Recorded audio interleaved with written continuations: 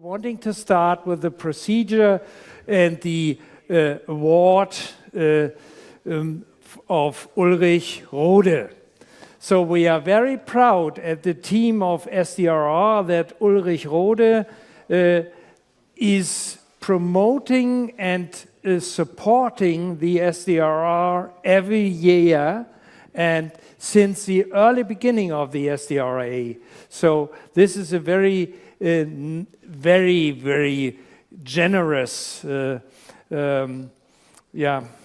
mir fehlen die Worte. Support, yeah. Very generous support, and we would like to thank Professor ROHDE deeply for his long time support of this event, this conference. Thank you, Professor ROHDE. Yeah.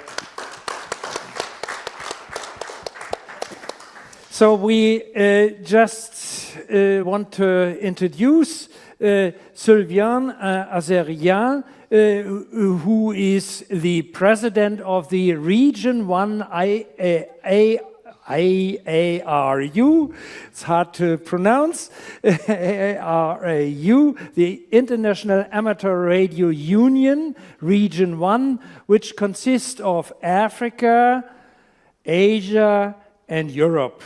Mainly, yeah, and total, yeah, the Russian part of yes. of Asia. Yeah? Yes. Okay. Thank you very much. The International Amateur Radio Union, the ARU, I'm used to say it, so it's easier, is very proud, and thank you very much for inviting us to present this Ulrich ROHDE Prize, because we believe that software-defined radio is probably the major future of our hobby, I think. So we're delighted to be here today, and it's my pleasure to present the prizes. And let's be clear, there's a lot of outstanding contributions to this year. Again, you've done a great job, I think. And so I would like to start by we have to start by someone, of course. There's two outstanding presentations, two outstanding papers, and we have to start by one. So I would like to invite Gwyn Griffith and Nigel Squibb to join us for this first contribution, and would like to present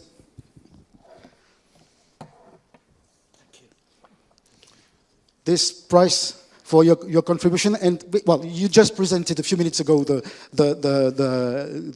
paper, but assuming that some are remote and may have not been able to listen to the talk, can you, in a short summary, explain the key thing from your? I don't know who of you would like to do it. Yeah. Thank you very much indeed for this award, for the Ulrich ROHDE Award. It is a tremendous honor to receive it, and thank you IARU for your support too, for the SDR Academy.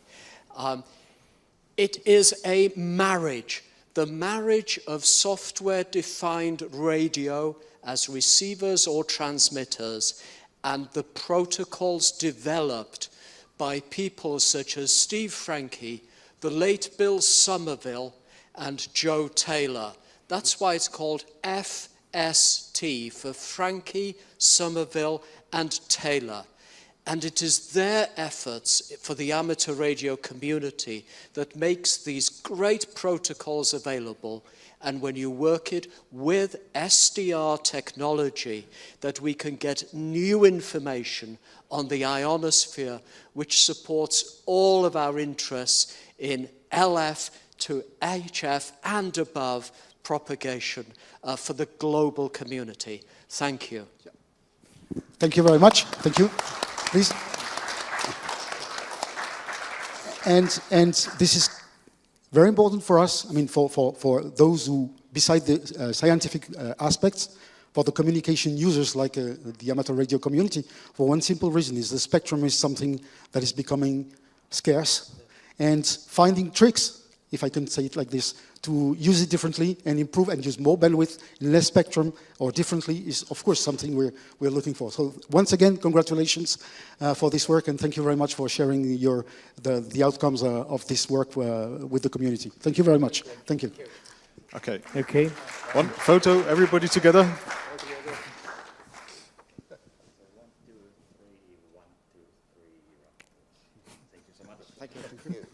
Thank you, gentlemen. Okay.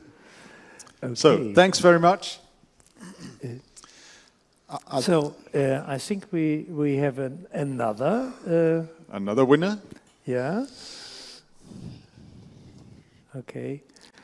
Not good prepared, but now we have. I will have a more difficult task for the second recipient because I know him, well, not personally, I have to admit, but I've heard of him for ages, I would say, for his wide contribution to the amateur radio community.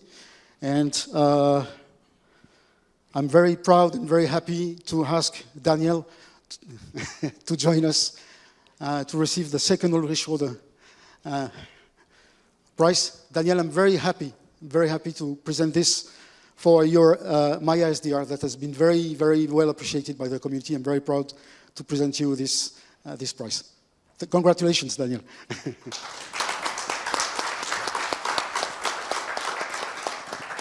So, since Daniel's talk is going to be in the afternoon, most of you don't know about his paper and you don't know about what he's been researching about. And Daniel, I would like to give you my microphone and present your research a little to our audience. To make an advertise it. Thank you. It is a pleasure to be here receiving this award, so I'm really grateful for that. And you'll see more details about Maya SDR in my presentation this afternoon. But the thing I can say is it's kind of my answer to one of the questions that Michael was asking this morning. There is very few people which know about FPGA in amateur radio, but there is a lot of people who would want to learn, who would want to get into FPGA. So seeing that there is not much development in FPGA, I decided to start an open source project about FPGA usage in amateur radio in general, and to try to open up a collaboration with the open source FPGA community, because there is a thriving open source FPGA community in the same way that there's an open source amateur radio community, but they sort of live in two different parallel worlds. So what I did was to come up with an alternative firmware for the Pluto SDR, because it's a really popular SDR device that many people have. So you can already download my firmware from my SDR, flash it on the Pluto and use it. I will do a demo on the talk. And because it also uses a Zinc device, which I'm quite familiar with them. Thank you very much. Congratulations again. And thank you. Please.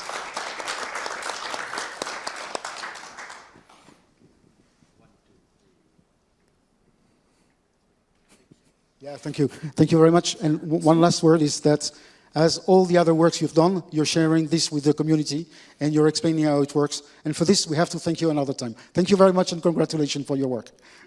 Please. And I have to add that he makes everything open to the community via GitHub and other open sources.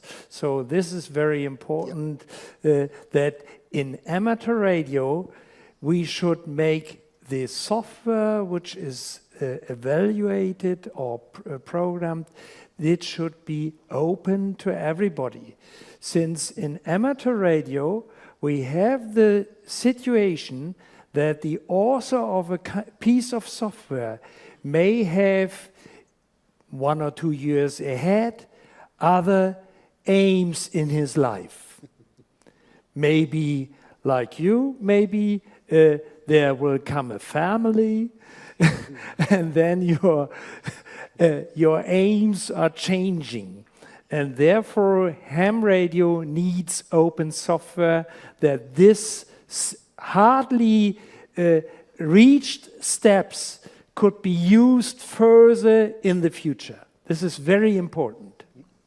Yeah, we have indeed seen over all those 9 years in several cases that some people have started something tremendous and other people have carried it on.